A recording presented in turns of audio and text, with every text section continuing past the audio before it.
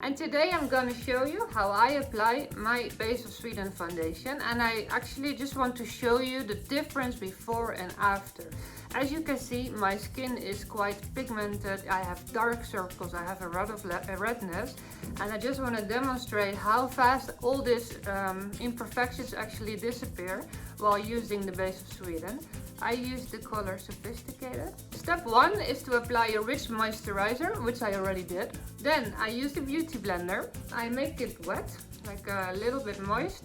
Squeeze it out. The foundation will stay on top because it's waterproof. There we go.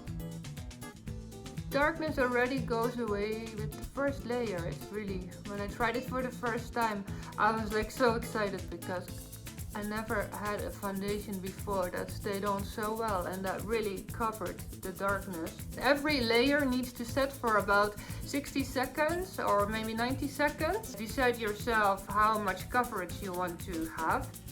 I brought on the first layer. I'm gonna apply now a second layer.